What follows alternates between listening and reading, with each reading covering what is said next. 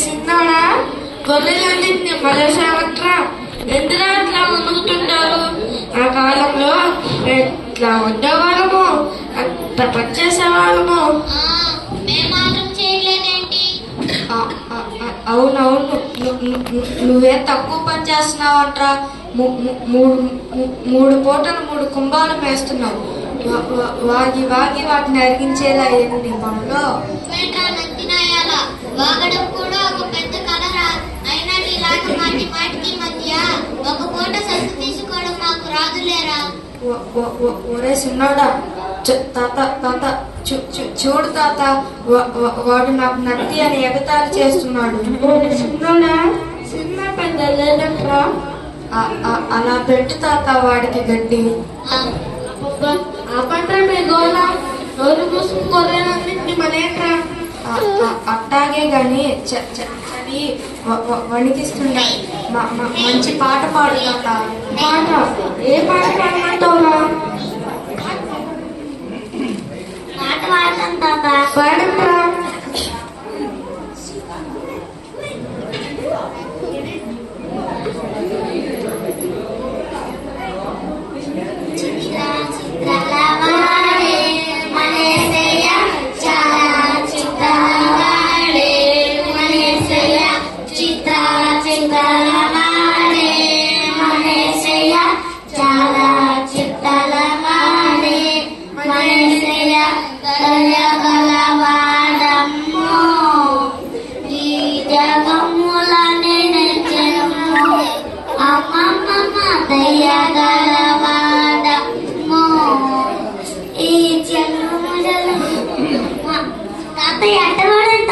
బాగా పాడేరా. పాత సంగతేమో కానీ ఆ రచ్చకు నిల్చుండని కొరకు మాత్రం అట్లాగే నిలుచుకున్నది. ఆ రక్షకుడు ఎప్పుడు వస్తాడు? ఆయన పుట్టినా మాత్రం మన లాంటి వాళ్ళు చూడగలుగుతారంటావా? అయితే మన లాంటి రక్షకుడు అగుపడకపోతే మనకు రక్షకుడు ఎట్లా వస్తాడు? ఎట్టా పుడతాడు? ఎట్టా వస్తాడు? కూడా పడతాడు. నన్ను కాస్త తోగుంటాను, కానీ నేను లేచేదాకా కాస్త వేడుకొని ఉంటారా? తోడేదేమైనా వస్తుందేమో.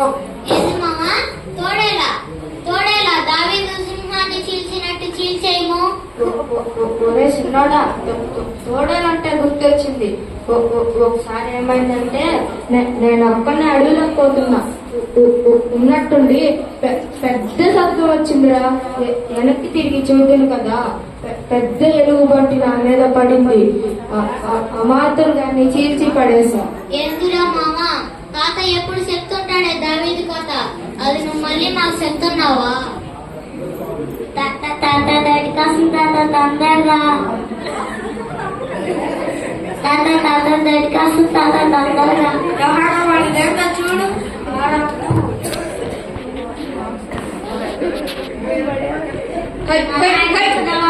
కూర్చో. ఎన్ని దగ్గర కూర్చుంటారా? కూర్చో. నాకు వచ్చినట్టే